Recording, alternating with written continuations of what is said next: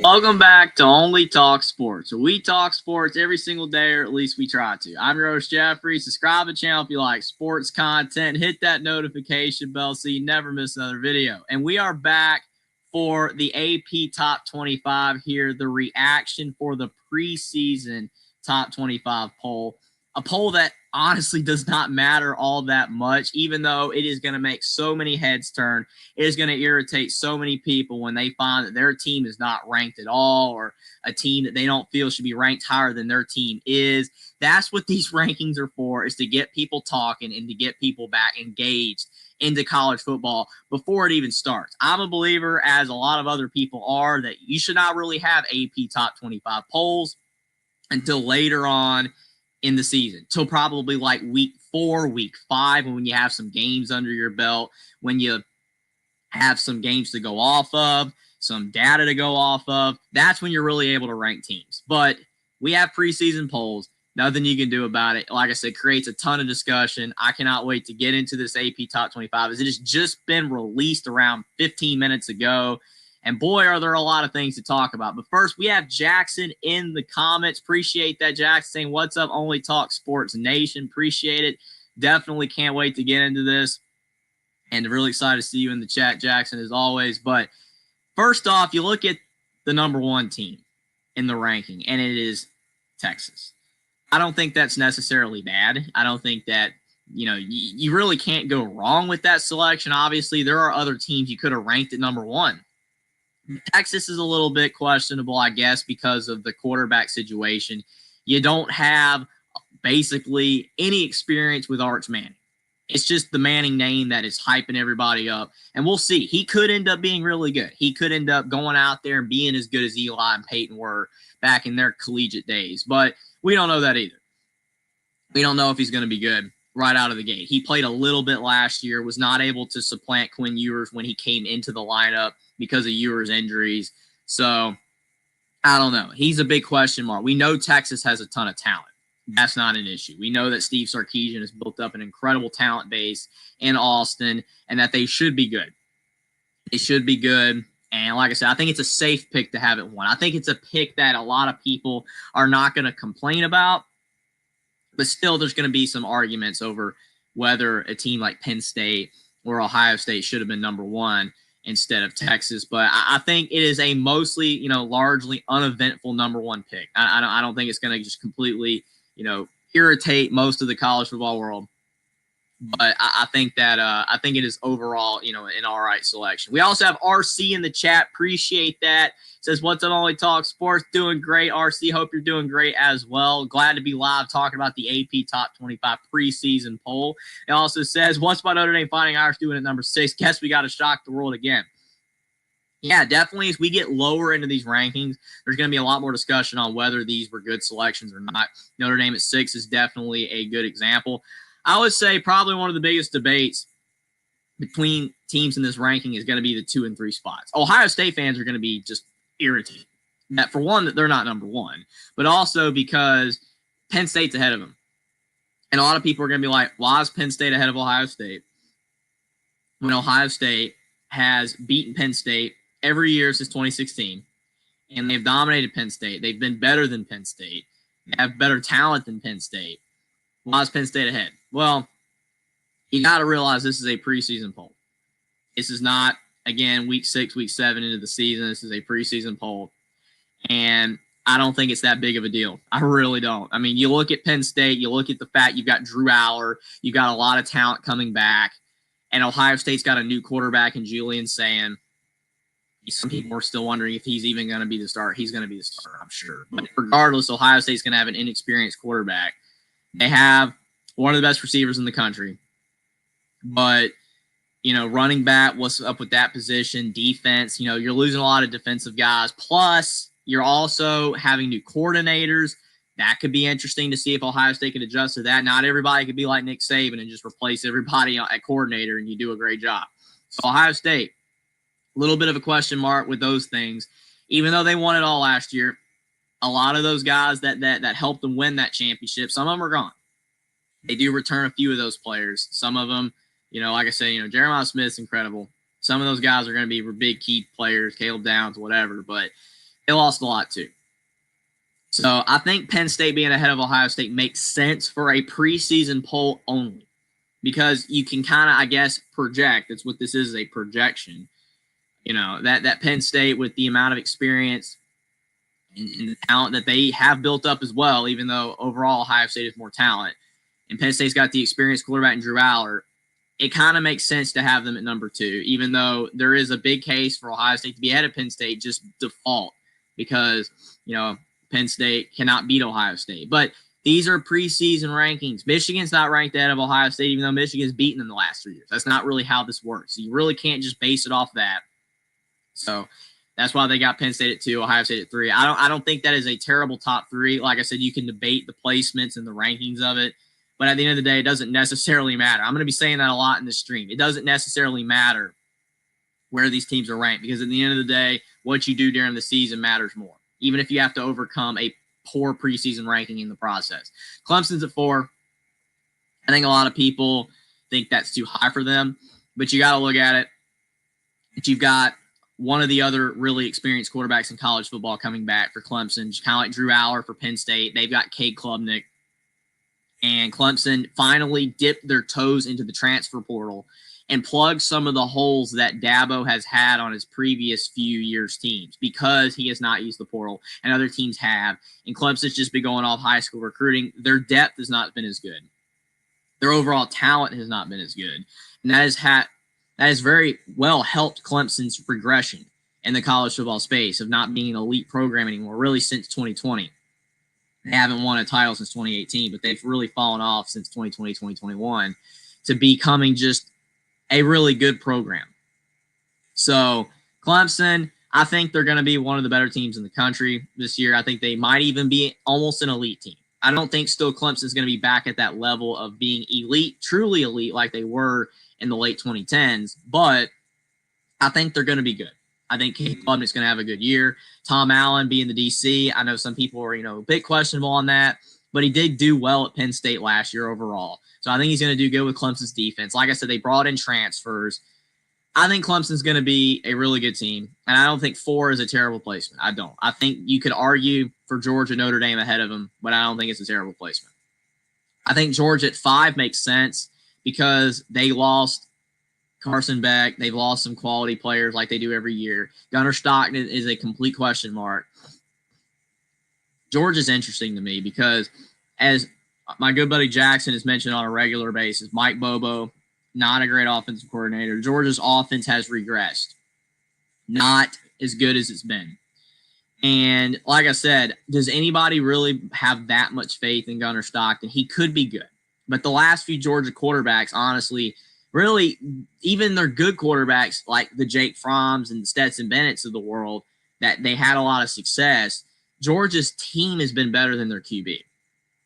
And if Georgia's team this year has so many question marks, and Gunnar Stockton is such a big question mark, if he doesn't perform at a very high level, with Georgia's team not being as good as it was when Kirby was winning those national titles, could be some interesting question marks there. Plus, they've got a really tough schedule. You don't ever use the schedule against a team in a preseason ranking. That's not fair, because you got to see how they're going to do in those games. You can't just project losses and already say, hey, well, we're going to rank Georgia like 12 because we think they're going to lose 3-4 games this year. No, that's not how that works. But I think Georgia has a lot of question marks. I am worried for them that the season they had last year where they somehow won 10 games and made the playoffs, they could have been a 7-5 team last year. No doubt. They're really struggling to close out games. They barely beat Kentucky. They barely beat Georgia Tech. Should have lost to Georgia Tech. Struggle with Mississippi State. If Lagway doesn't get hurt for Florida, Georgia loses that game. So Georgia had a rough season last year, but it was masqueraded by surviving in so many games, things going their way. And they beat Texas twice. That's the only reason people are even still high on them at all. But I think Georgia's got a lot of question marks. I think they're still going to be good because the talent's too high not to be. But I think 5 is fair. Honestly, they could have been a bit lower. But I think 5 is fair overall. I think mostly the top 5 is good. Again, you could debate the placement, but it is what it is. 6 for Notre Dame, as RC mentioned earlier, disrespect. Notre Dame was very good last year. The issue is that a lot of people still have that Northern Illinois loss in their heads. and the fact that Notre Dame, a lot of people don't think their schedule is very good, despite they do play a lot of good teams. It's just collectively, is their schedule usually one of the hardest? No. They usually play 3 tough games, but then they have so many games against just mediocre teams that it just kind of drags the whole schedule down. You can use the argument that they're playing all these power, 4 opponents, but they usually play a lot of weak opponents. So it's interesting. Plus, you don't have Riley Leonard anymore. Jeremiah Love's back. I think Notre Dame's going to be good. I think Notre Dame's going to have a really good year. They're going to make the playoffs. I would be shocked if Notre Dame misses the playoffs. They're going to make the playoffs. They're going to win 10, 11 games like they always do. But I just think that Notre Dame is just a respect problem because of the schedule, not being in a conference, which I don't care about that, but a lot of people do. And the new playoff system, it's just kind of weird how Notre Dame fits in that space with everything being conference-oriented and then they're not in one. It's just a bizarre thing. So Notre Dame, until things change and until they can somehow, I guess, win a title, they helped their cause a lot last year by beating Georgia, but Georgia was hurt. They helped their cause big time by, knocking down Penn State. Notre Dame did good last year. And they, making it all the way to the championship game, losing to Ohio State. Notre Dame did good. Got a lot of the detractors off their back. But they're never going to truly get all their detractors off until they either join a conference and play the same schedules as everybody else in the Big Ten or SEC, or they win a title. It's just not going to happen, unfortunately. But I think 6 is fair. I think you could put them at 4 or 5, even with C.J. Carr being inexperienced. But so is Gunnar Stockton, so is Julian Sain, so is Arch Manning. So I don't really think any of that matters. I think overall, just looking at all these teams, they're all good. Notre Dame could be higher, they could be lower. Kind of it is what it is type of deal. So then up next, we have at number 7, we've got Oregon. Now, this is one that I disagree with. I think Oregon should be lower. I know the season they had last year. Yes, very good season, winning out in the regular season, winning the Big Ten. We're undefeated, and then the absolute choke job in the playoffs. I still don't even know what that was. Oregon completely fell apart. It's sad that this is the case, but it shows you how important the playoff is now to your season.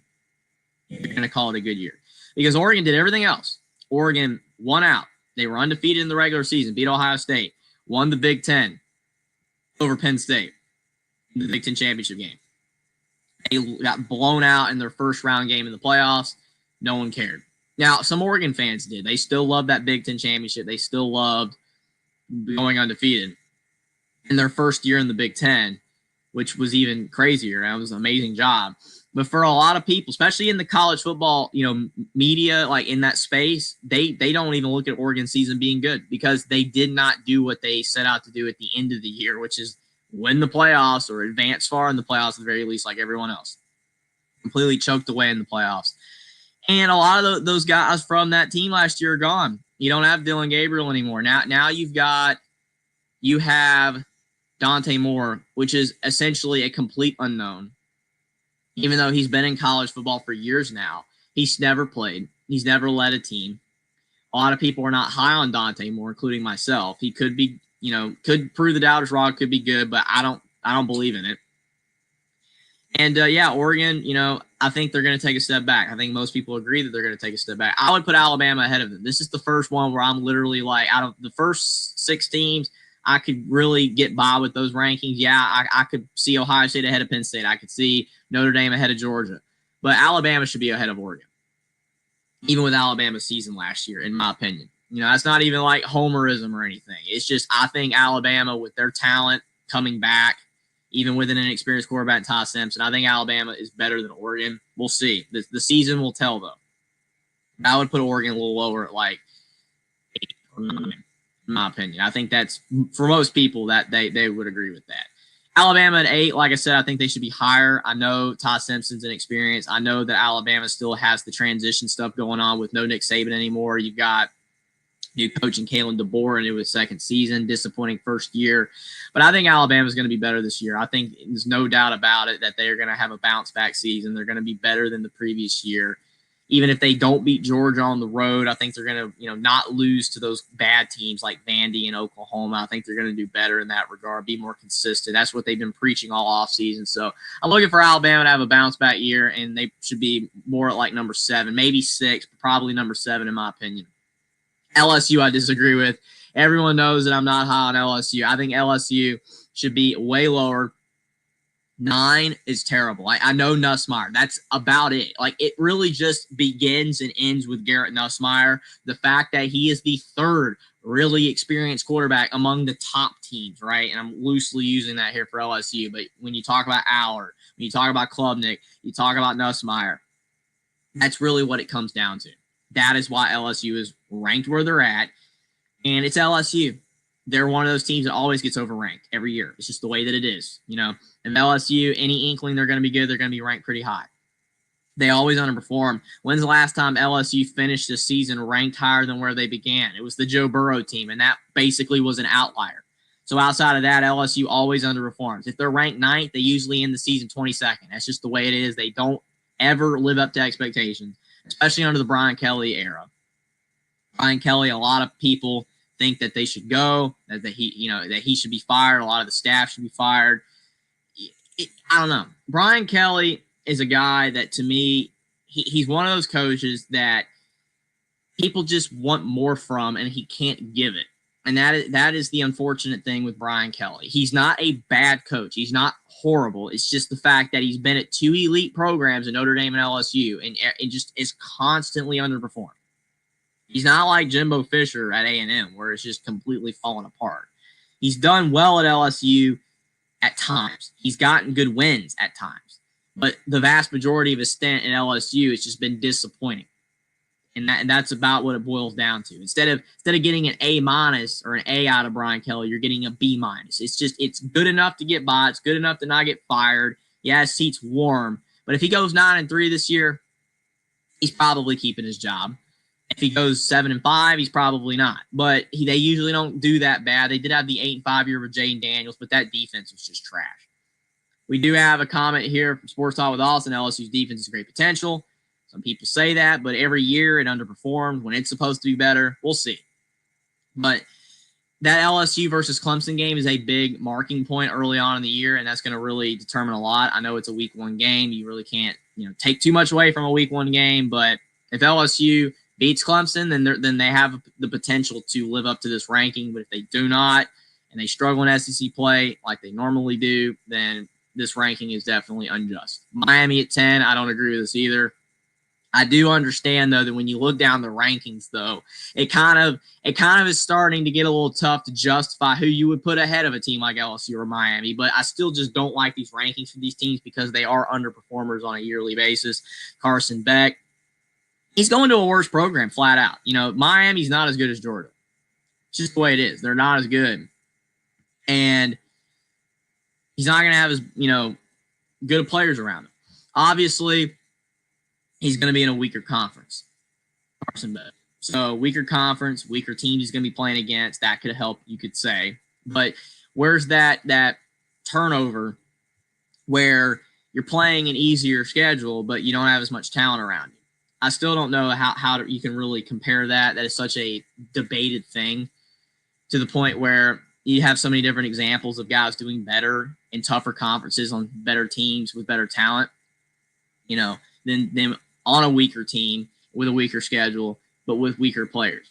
So it's very interesting. I think Carson Beck's going to do fine. Maybe with the girlfriend thing behind him, he'll have a better year.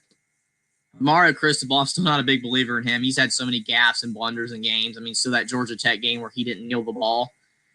He did not kneel, and Georgia Tech ended up stripping the ball from him, and they won that game. I still cannot believe that happened. And the fact that some people think Mario Cristobal is a really good coach after stuff like that is insane. I have no idea. But to me, he's got a lot to prove still. Miami, yeah, they're better than they were under Manny Diaz, but there's still a lot of question marks. As a PK, also appreciate PK for being here. He says, has Miami improved their defense? Miami's defense, it's fine. I think it's going to be fine. The ACC is not that tough, so it's like it doesn't have to be great. But if Miami squeaks into the playoff, then that's where it's going to really showcase, how not elite they are. It's kind of like this past year when they lost to Georgia Tech. That was probably a blessing in disguise because if Miami had made the playoffs, they would have got blown out.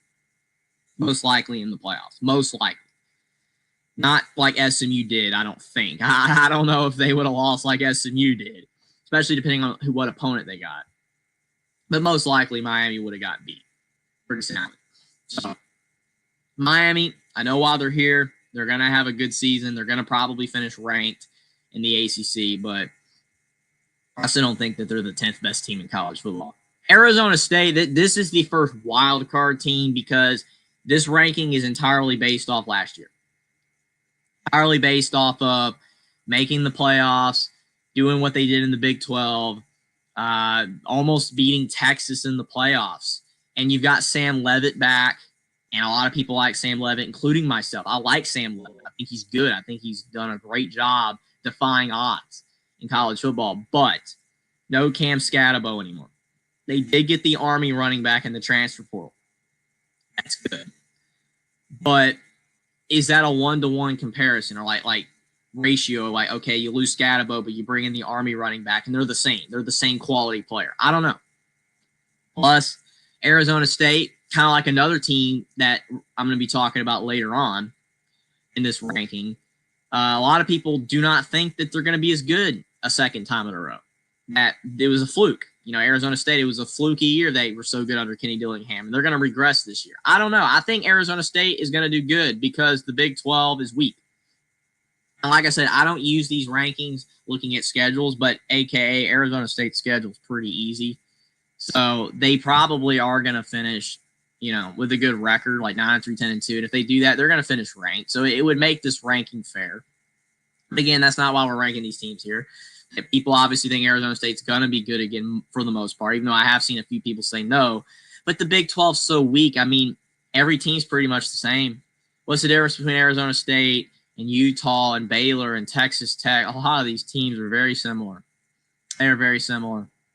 There's not a lot of difference between these teams.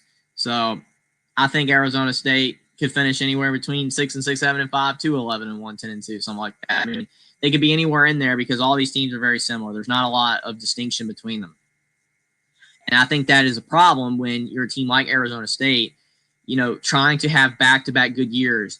You could say like last year, we just had a little bit of an edge with Scatabo and Leavitt. A little bit of an edge. We were just better than everybody else in the Big 12 by enough that we won almost every game. Whereas this year, maybe it's a little bit less of a gap. Maybe they're like neck and neck, and then Arizona State drops 4 games, and then people are like, oh, they never deserve to be ranked at all. I just think Big 12 is a bunch of pretty mediocre to somewhat okay teams. Arizona State was slightly better than that. That's why they had the season they did. Whether they can do that again or not, we'll see what Dillingham can cook up. Illinois at 12, I don't really like this because I think Illinois was a little bit overrated last year. I think Illinois is good, but everyone wants to trash on a certain other team in the Big Ten that normally isn't good. But Illinois, the games I watched them play in last year, they were not that impressive. They had a lot of games last year where they were not good. They almost lost to Purdue. I think people forget that. They almost lost to Purdue. And Purdue was the worst Power 5 team or Power 4 team in college football last year. Flat out. Just absolute trash. They were horrible. And Illinois beat them 50-49, which I still cannot believe that was even a thing.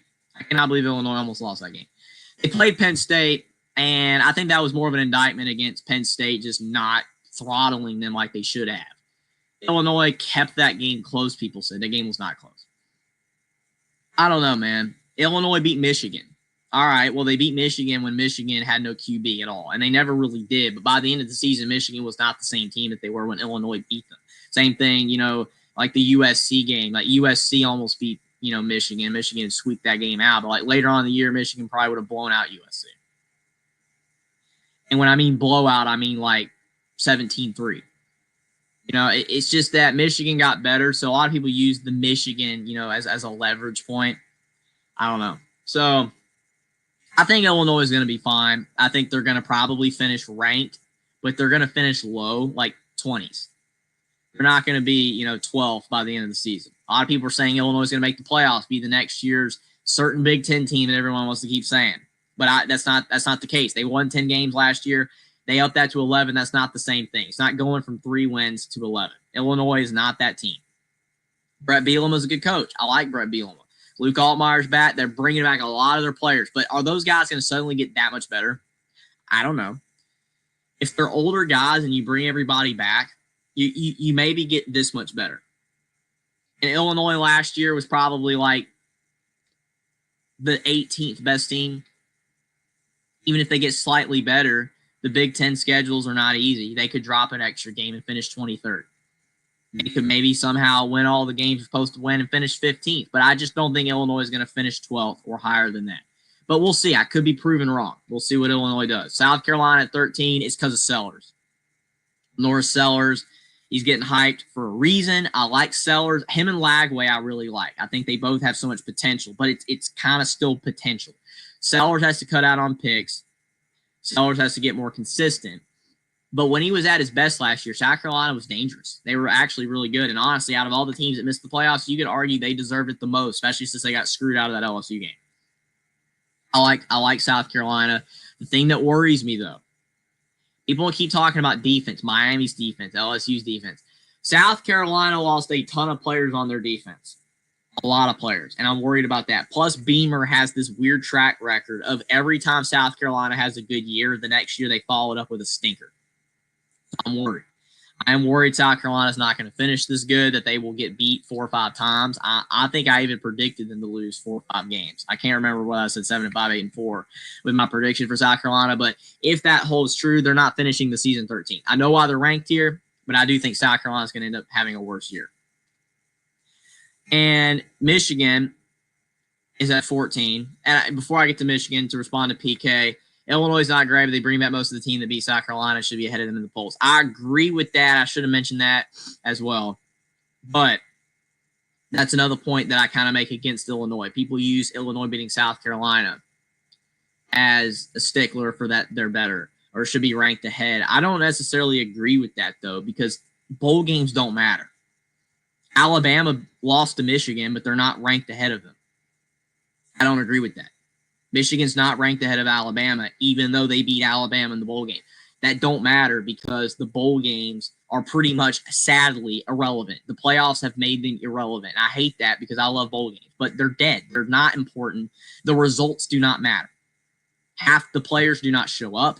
Alabama had more of their players playing than Michigan did, but they didn't even try. Nick Saban would have never allowed that, but that's a whole other thing. They didn't even show up. So it's like Illinois, yeah, they beat South Carolina, but Illinois, more of their players played.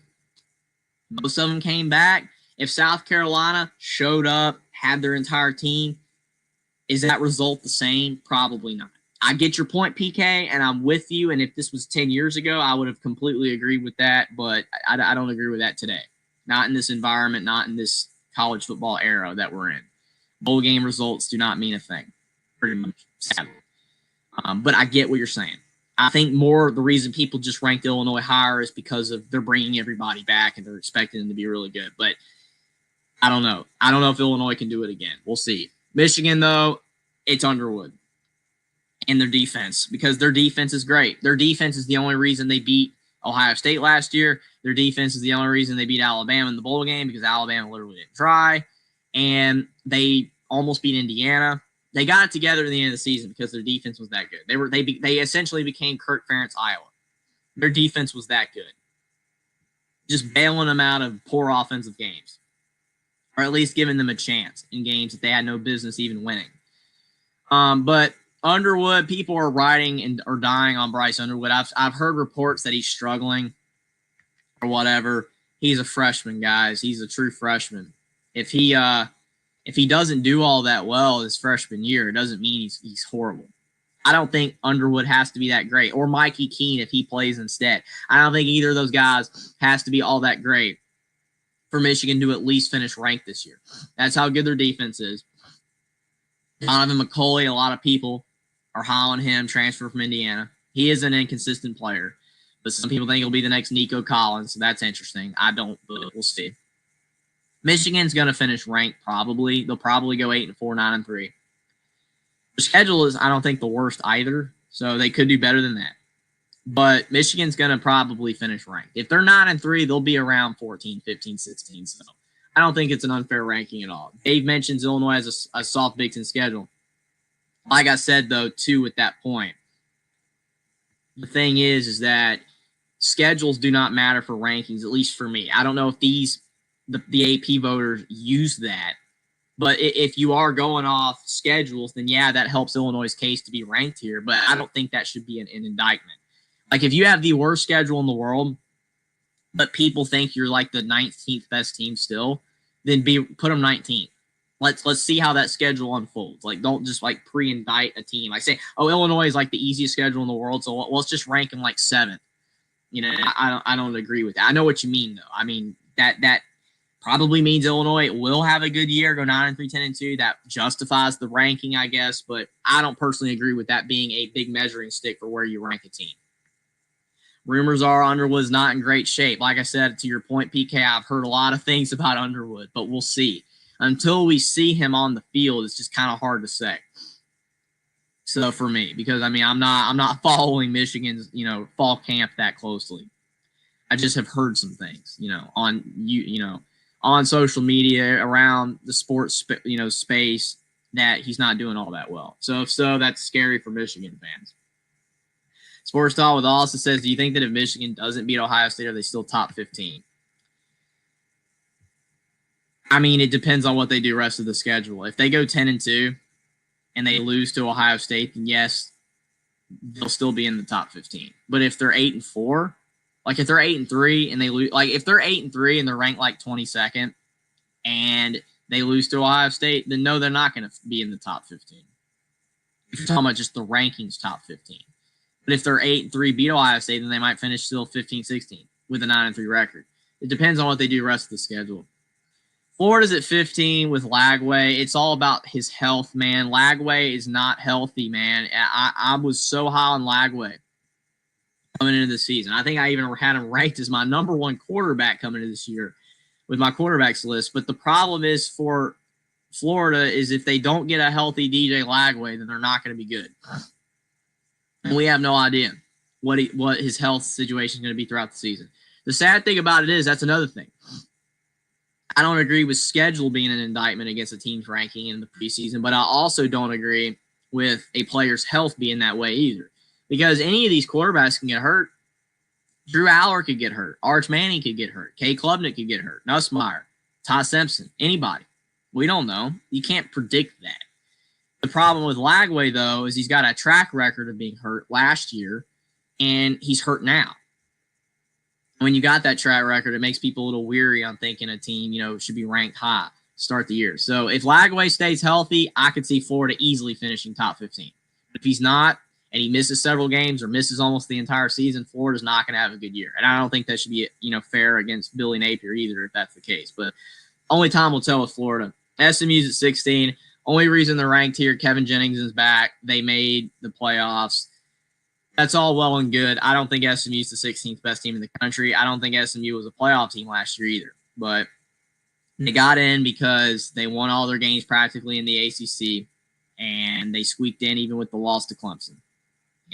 They just didn't want to set a precedent of putting a 3-loss Alabama, Ole Miss, or South Carolina in over SMU. And I think that's fair, but SMU clearly was not a playoff team. It's sad, but the ACC just doesn't have the talent outside of, Clemson, Miami, Florida State when they get their act together, and in an odd year that Louisville's good or UNC or something. But it's just the way it is, man. SMU is not a top 15 team. I think they should be ranked in the 20s, but they'll probably finish 16th or higher. They probably will, but that doesn't mean that they're as good as that. That's the thing for me. K-State at 17, just a consistent program. I mean, that's just what Chris Kleiman is. K-State always goes like 8-4, 9-3 with an occasional 10-2 type of team. He's just continued the success Bill Snyder set for K-State. He's good. And Avery Johnson has the talent to be the best quarterback in the Big 12. The problem is that he's not the best quarterback in the Big 12 right now, or he hasn't been up to this point. He's shown flashes of it, but he's had some stinker games. A couple games last year, he was downright awful. But he still has flashes and glimpses of being really great. So we'll see with Kansas State. I think this ranking, almost out of any team ranked in this top 25 poll, K-State at 17 is just like fair. It makes sense that they're here. It's not going to jump off the page to you that they're right 17th. It's just like, oh, Kansas State's at 17. Okay. they'll probably go 8-4, 9-3, and finish somewhere in the bottom half of the top 25. So it's fine with me. Oklahoma at 18 now, I don't like this one. I think Oklahoma should be ranked lower because they were awful last year. Outside of beating Alabama, they were awful. Not good. And Brent Venables, basically the entirety of his tenure outside of the Gabriel year, has been pretty bad. And to me, I don't understand it. I think Oklahoma, I think that they should honestly be ranked, if they're going to be ranked, like 24th or something. But I'd almost argue they should not be ranked at all. They need to prove that they're going to be better. You got Mateer. I know people are high on Mateer. I actually like Mateer. But he played at a nobody school, man, last year. It's sad that Washington State is that now, but they're not even in a league, dude. They're in this makeshift Pac-2 that they're trying to resurrect the Pac-12. They literally should have gone to the Mountain West. They're not playing anybody out there. So we'll see how Mateer does in the SEC. That's a big jump from the Pac-2 to the SEC. We'll see how John Mateer does. People are talking about Oklahoma's defense. Oklahoma's defense is pretty good. Maybe they can be like a Michigan where their defense bails them out. But it's the SEC, man. A lot of good teams, a lot of good competition. That Oklahoma-Michigan game is big. For Oklahoma, it's almost like they ranked Oklahoma because they want that Oklahoma-Michigan game to be bigger. I mean, I'm sorry, but it almost feels that way. It really does. I don't understand Oklahoma being ranked here. Not after the season they had last year. That's just off brand name and the possibility they'll be better and probably, again, hyping up that Michigan-Oklahoma game. So we'll see. If Oklahoma beats Michigan, maybe they can end up justifying that ranking. But I think a lot of people think Michigan will win that game. But maybe now Underwood, we'll see. It's going to be interesting. I just think Oklahoma kind of needed to prove it first before you rank them where they're at. A&M at 19, I mean, it's A&M. What did A&M do last year? The most predictable thing ever, 8-4. That's A&M. They're just the most 8-4 type of team that they buy everybody. They do everything they can to blow all this money that they've got, NIL, out the end. They have everything, right? It's A&M just underperformed every year. But Mike Elko, is he different than Jimbo? Everybody's still hoping in Aggie land that he is. I think he's better than Jimbo because I think the team is better. Like, they don't have as many problems, but they're still just kind of an unimpressive team. Wegman's inconsistent. I don't know, man. I think A&M is gonna, because of Elko, probably go 8-4-ish again. I think I literally predicted them to go 8-4, and because they're in the SEC, that will probably be good enough for them to finish ranked, even if it's barely. So 19, it's not the worst. I mean, if they were ranked any higher, I'd be going crazy right now with A&M, but it is what it is. 19, I guess, is on the high end of being fair. Indiana at 20. And as PK said earlier, IU is still being disrespected. Of course they are. It's Indiana. They had one good year, right? Just like Arizona State. And that's the team I kept referencing earlier. Indiana should be ranked higher. After the season they had last year, you're talking about Oklahoma. You're talking about Oklahoma finishing 6-7 last year, or 7-6, or whatever, right? And now they're ranked 18. You're talking about SMU. You're talking about SMU going from they made the playoffs. Out of all the teams that made the playoffs, they're the ones that deserve to be in the playoffs the least, but they got in. And Penn State absolutely destroyed them, made them look silly. It's insane. Made them look absolutely silly. And then you're talking about earlier, the argument Illinois. East South Carolina. That's why they're ranked ahead of them. Indiana beat Michigan, but they're not ranked ahead of them. I'm not arguing for that because I think Michigan, talent-wise, is better, even though their QB situation is question mark. The issue is that people want to see more from Indiana. It's Indiana. They don't trust Indiana. They still think they suck. You think they were a one-hit wonder, and I think they are using the schedule against them. Oh, hey, they've got all these tough games. You think about their schedule. They have at Iowa, they have at Oregon, and they have at Penn State. Those are 3 possible losses. You lose those 3 games. They should still finish higher than 20, right? 9-3 in the Big Ten? That should be higher than 20th. They have a home game against Illinois that a lot of people are projecting them somehow to lose. So 8-4, that would still probably finish you in the top 25. I don't think they're going to lose all 4 of those games. And the rest of their schedule is pretty fine, pretty easy.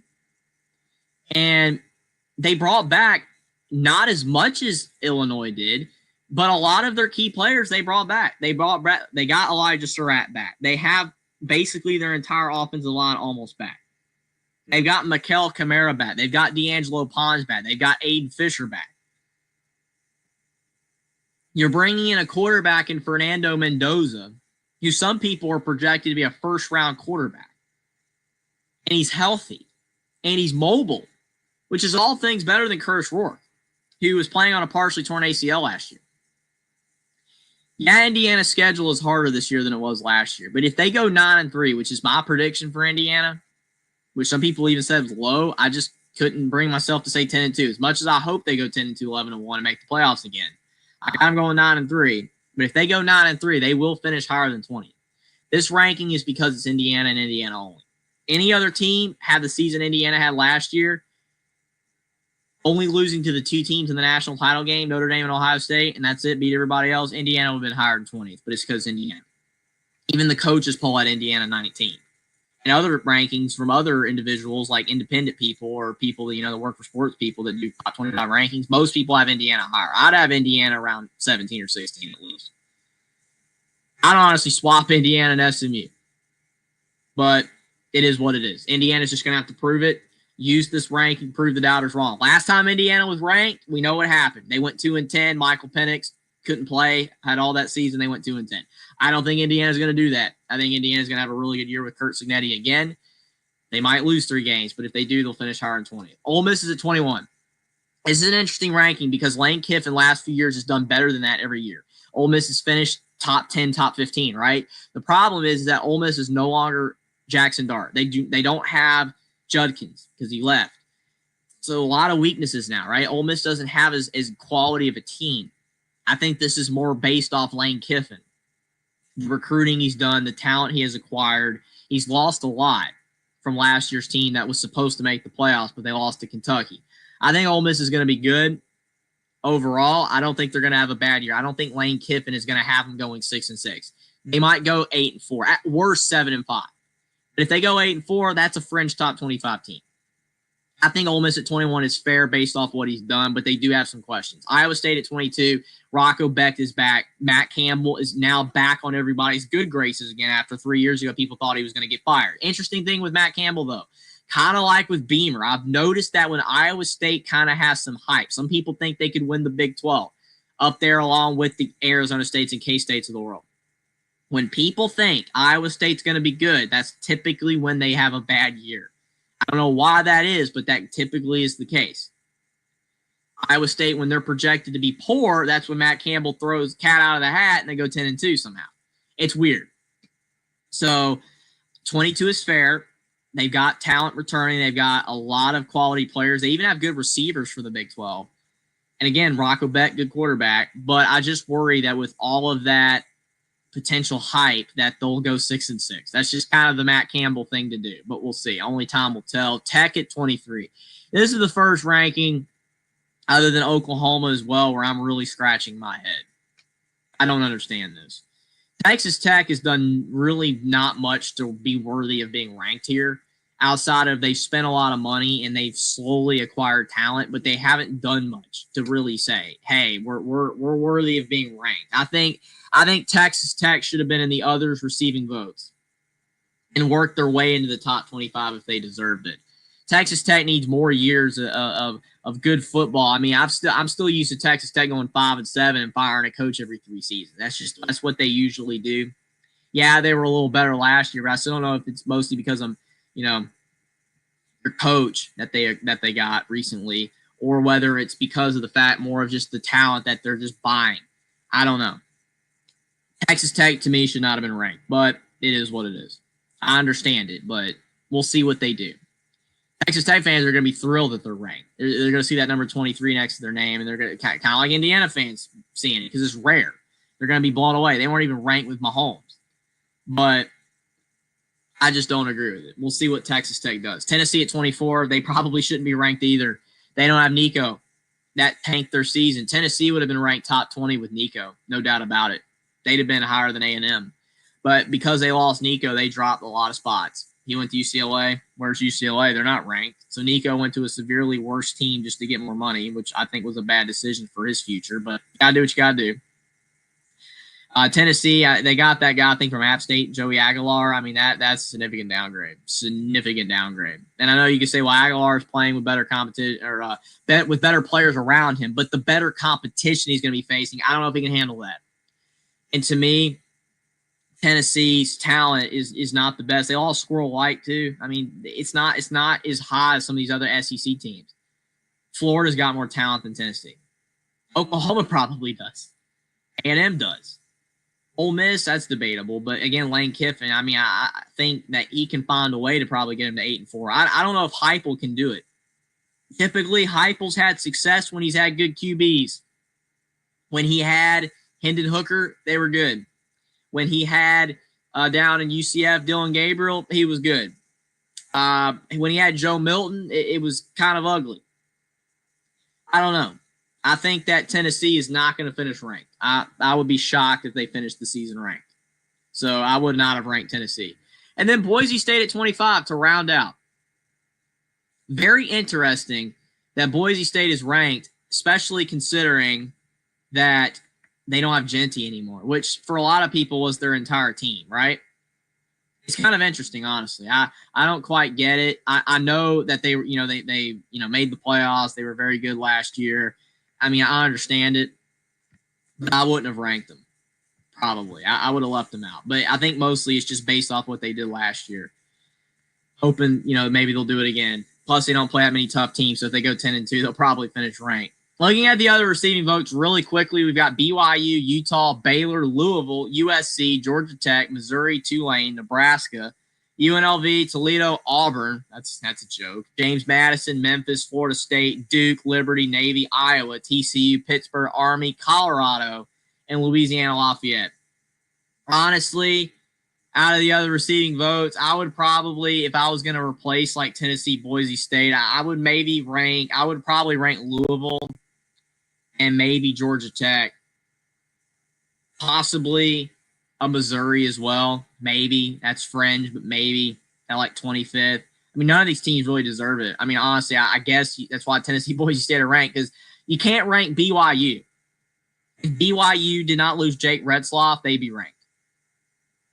But they're not, because they lost him. Utah, too many question marks. I know Dampier, a lot of people are high on him, but the issue is that Utah was really bad last year, and a few transfer additions. Is that going to be enough to get Utah back in the top? I like Whittingham a lot, but he's kind of in the swan song of his career, so I don't know. Baylor has still question marks. USC has a lot of question marks still. I mean, honestly, it's really tough to say who should be ranked. Nebraska, they got to prove it first. So it's going to be interesting. I think overall the ranking's fine. I think they did the best they possibly, I guess, could, to try to make it fair. I mean, there's always going to be ones you disagree with. I disagree with Oklahoma being at 18. I think Indiana should be higher up. I think Illinois is too high. LSU's too high. But, I mean, Oregon should be behind Alabama. But I think overall it's all right. As PK said, Iowa, you could rank Iowa. They're always 8-4, 9-3, right? But they're playing tougher schedules now. So it's going to be interesting to see if Kirk Ferentz, in the swan song of his career, can, put another really good season in front of him. But that's the AP Top 25 reaction, folks. Appreciate everybody for being here. Like the stream down below. Subscribe to the channel if you are new. Share the stream out on social media. I will be live again soon as we get closer to the college football season. I cannot wait to talk some more college football with you guys. It's right around the corner. We're 2 weeks away, less than 2 weeks away. And when the AP poll is fresh out of the gate, fresh out for everybody, that we're so close to the college football season. I definitely cannot wait for the return of college football. And I always love talking about the preseason AP Top 25 poll, even if I disagree with a lot of it. I think this year's mostly all right, but still a lot of disagreements. But appreciate it, PK. Appreciate the compliment. Always love seeing you in the chat and everybody else as well. Thanks to Austin Jackson, Dave Valensky, and RC for showing up. Appreciate you guys, and I definitely will see you guys soon. Thanks for being here, everybody.